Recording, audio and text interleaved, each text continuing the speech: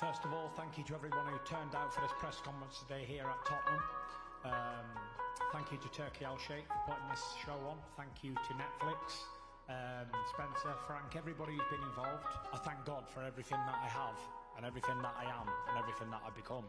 How does this fight end on the 11th? Talk to me, give us a prediction before we get into the face-off. How does it end? Probably a big right hand, KO. I'm gonna break his face, I'm gonna break his body out, I'm gonna stomp all over him. That's my mentality, right? That's a fighter's mentality, and I know what's in my heart, I know what's in my mind, and I'm here to compete. I'm here to prove myself that I'm the better fighter, so I'm looking forward to it, and I'll do it until I finish fighting. I'm gonna wanna hurt him, I'm gonna wanna really hurt him in the ring. That's what I wanna do, that's what I'm here to do. Tyson Fury and Anthony Joshua came face-to-face at the Netflix press conference, and every look and every comment made the upcoming fight feel even bigger and more intense. One of the faces of boxing, not just UK boxing. You have sold out multiple stadiums. Your win over Vladimir Klitschko is one of the all-time great moments. You're an Olympic gold medalist. The fact that you are taking this challenge and not saying that you are above the challenge. No, I'm not above the challenge. I've got to work hard. Says a lot about Yeah, that's what I've got to work hard. I've got to keep my head down. I've got 4 weeks. I've got to put the work in. I'm not here to announce myself to the public. I've got to come in under the radar, do the promotional agreements that I've signed up to do. Nothing more, nothing less, and get the job done. That's what we're here to do. Joshua embraces his superstar status, but Fury hits back, accusing him of taking the excitement out of boxing and vowing to return and bring the sport's energy back to life. I came back for one reason only, and that's to make boxing great again. Since I retired for the 5th time over a year ago, boxing for me has gone on the downward slope. It's become quite boring, and boxing is at its maximum potential when Tyson Fury is actively fighting. And I didn't say that, and AI, the cleverest AI on earth said that, ChatGPT. So believe Fury raised attention even higher by predicting a brutal 6th-round knockout of Joshua, adding even more excitement to their highly anticipated showdown. Round 6, why not? There we go. A good even number. Mystic Tyson. They're going to say, what about Usyk? You know, those fights were very, very close fights. But Tyson, I just feel is you know, he's got so much still to give and to prove. And I do believe he will win a 3rd world title. Joshua responded by reminding Fury who he is training with. He explained that working closely with Usyk and his team has improved every part of his game. Joshua also warned Fury that any knockout prediction will be hard to make happen because of the experience and guidance he is receiving from Usyk's camp. So no, I won't be trained by Ben Davison. I said that London's a bit distracting for me. So I was invited to train with Team Usyk. So I've been in Spain. We've been doing some good training out in Spain. And I think he's one of the best in the world. Not I think, he is one of the best in the world. And it's not all down to him, it's also down to his team that's around him. So I linked up with them, and getting an insight to how someone who's achieved so much has been phenomenal, man. It's been a great experience and it's very challenging. Joshua brushed off Fury's knockout prediction, saying it doesn't bother him at all. Instead, he expects a tough and demanding fight where he can wear Fury down over time. Whether the finish comes in the 8th round or the 12th, Joshua says his plan remains the same: apply relentless pressure, inflict damage, and strike when Fury begins to slow down. Whatever, could be 8, 12, I'm ready. I'll be sparring, doing my round, punch that's looking good, counter punch is looking good, the defense is looking good, mentality is good. Just gotta do it well. I just gotta do what I'm doing in the gym, in the night. Joshua appeared frustrated by Fury's constant trash talk, saying it's time to stop talking and start fighting. He believed the opponents he has faced are on a much higher level and warned Fury to focus less on social media and more on proving himself inside the ring. I'm looking for real fighters. Tyson's not a real fighter in my eyes. You know, I'll be on the walls of Jake Pauls, of Joseph Parkers, of Povetkins, you know, of Ruizes of the world. He ain't fought these kind of guys. I have. So yeah, unless you want to fight, shut the fuck up. Talking about Alexander Usyk, Joshua said he understands the challenge better than most because he shared the ring with him in 2 tough fights. Although he didn't win, Joshua believes he gave Usyk serious problems. He also pointed to Fury's struggles against Usyk and said he was close to being stopped. Joshua added that he wishes Usyk had finished Fury off, but said he'll handle that himself when they meet in the ring. I'll fight anyone. That's what I do. And I felt that you gave him, and especially in the second fight, his toughest fight as a heavyweight. How did you think Fury fared again? You know, he got knocked out. I wish Usyk caught him with one more shot, bro. I was just like, you know, I was like on the edge of the seat, throwing the punch. Just like, I wish Usyk knocked him out. Usyk won. But I swear, if I ever got the opportunity to come and shot, There's been a lot of debate about where the Fury versus Joshua fight should happen. Reports say Dana White is discussing the possibility of hosting it in Los Angeles with Turki Alashik. However, many people in boxing disagree with the idea, saying it ignores the UK fans who have supported both fighters throughout their careers. Critics feel that taking such a huge fight away from Britain would take away some of the rivalry's special atmosphere and make it seem more about money than rewarding the loyal fans. It's not complicated. It's money. But this is the biggest slap in the face to British boxing fans that you could possibly make. And I'm pointing the finger straight at Tyson Fury, and I'm pointing the finger at Anthony Joshua, because they are the figures with the power here. If it happens, it is so unbelievably greedy on the part of Tyson Fury and Anthony Joshua. The guys that have made tens of millions of dollars, hundreds of millions of dollars, backed by the support of the British boxing. Chris Mannix strongly disagreed with holding the fight outside the UK. He said it would be unfair to British fans who have supported both fighters for many years. He pointed out that fans would either have to travel far or watch the fight at difficult times, which is not reasonable. He also said the fighters have already made a lot of money because of these fans. So, moving the event abroad feels greedy and ignores the people who helped make the fight so big. And now you're telling them that if they want to watch you, they've either got to pay $5,000 to fly halfway around the world to get to Las Vegas, spend money on hotels in Las Vegas, spend more money on tickets in Las Vegas, or if you don't want to travel there, you got to get your ass up at 4 o'clock in the morning to watch our fight. Early morning Sunday over in the UK to watch our fight. Bonkers and absolutely insulting to British fans. Recent updates say the Tyson Fury versus Anthony Joshua fight is likely to take place in the United States, with Las Vegas as a top choice. Dan Raphael reports that Madison Square Garden is also being considered, but Joshua is less interested because he was previously knocked out there. A big reason for moving the fight to the U.S. is Netflix, which is supporting the event. They want the fight in America to attract the largest possible audience and boost global streaming numbers, since they are investing heavily as broadcasters and have influence over the decision. It's going to wind up being most likely in the United States. Las Vegas has a good possibility.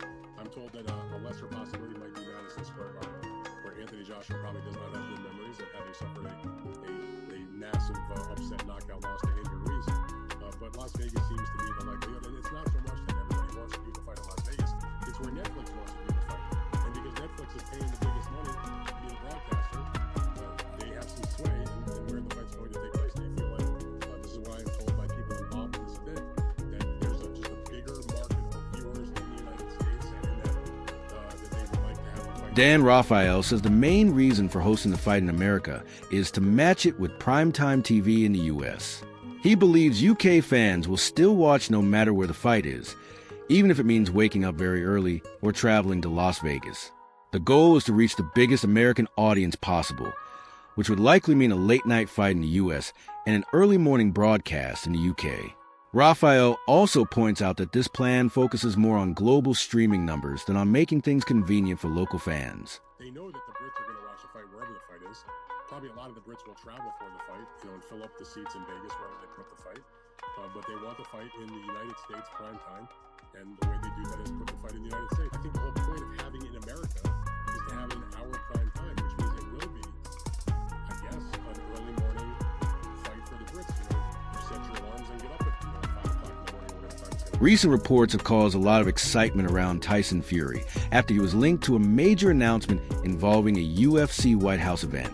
Carl Frock thinks Fury may have already signed a deal that goes beyond normal boxing promotions, hinting at a possible big change in his career direction.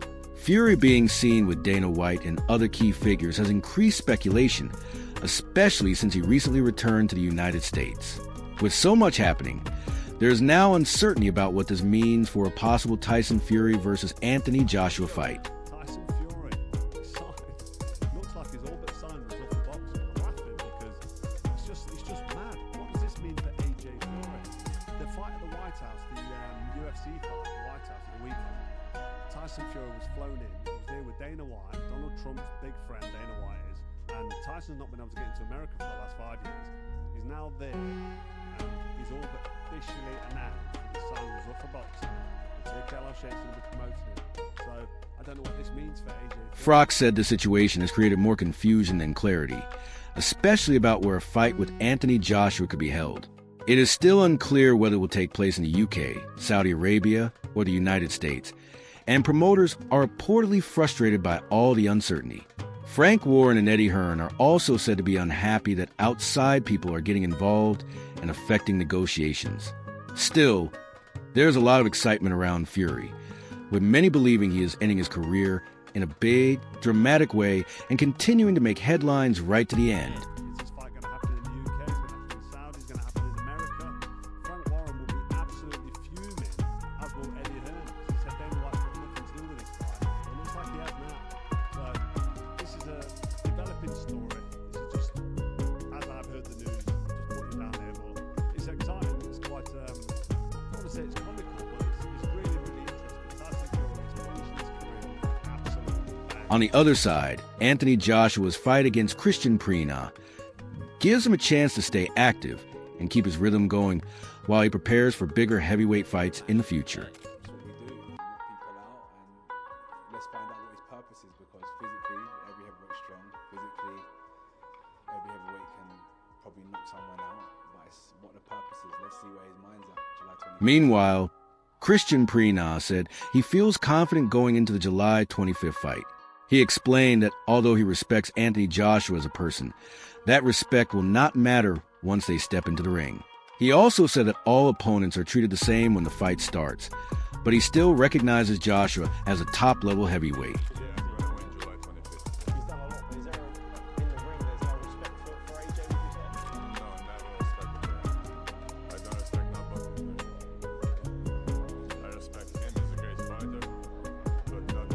In addition, Christian Prina said he is very confident heading into the fight and believes he can win by stoppage. He claimed he is looking to cause a big upset and does not think the fight will go into the later rounds. Instead, he expects it to finish before the 10th round.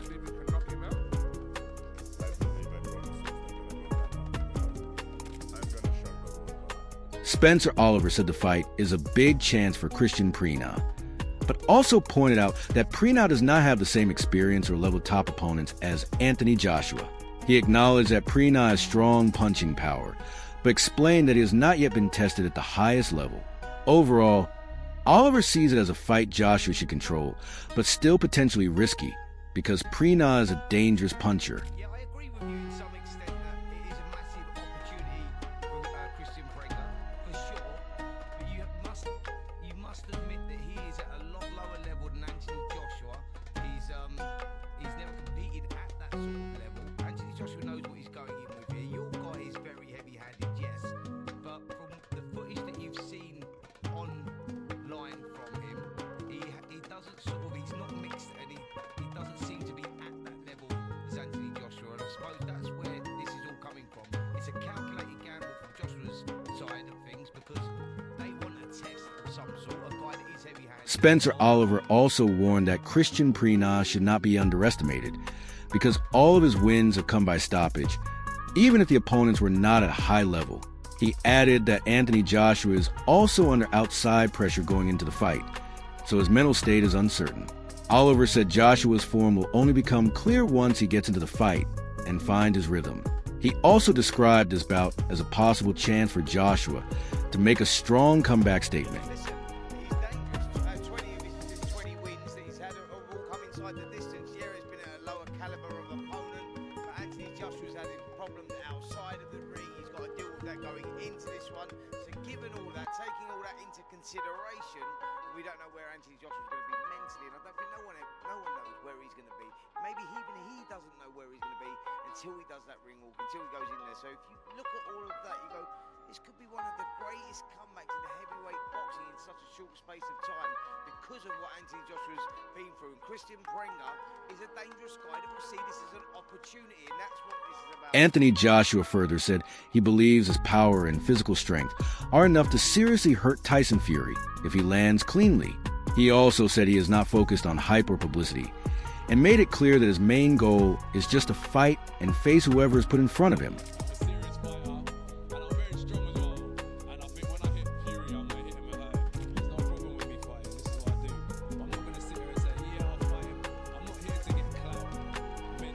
In contrast, Tyson Fury said a possible fight with Anthony Joshua is his main focus and the most important fight of his career. He explained that even though other options exist, winning championships is not his top priority right now. He added that the rivalry between them still attracts the most interest from fans.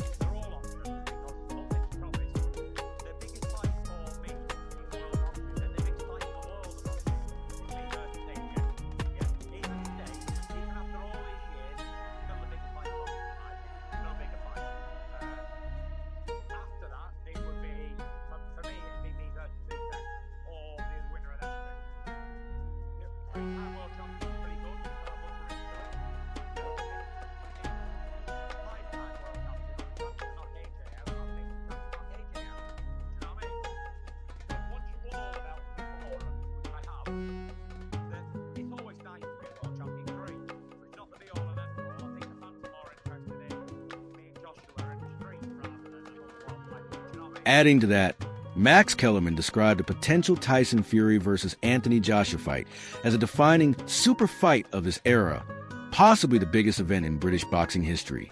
He said Fury has proven himself as the top fighter of his generation and is still closer to his prime compared to Joshua. Kellerman also suggested that even Joshua at his very best could find it difficult to match Fury's overall skill and dominance.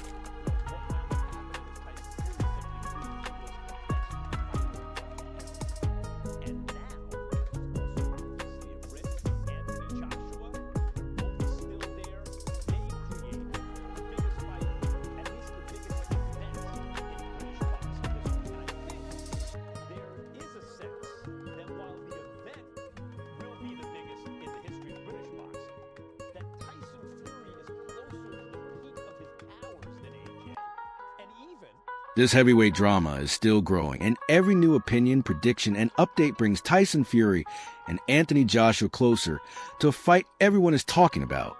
From heated press conferences to contract issues and changing venue plans, nothing about this showdown is settled yet. One thing is certain: when they finally meet, it won't just be about pride, but about legacy.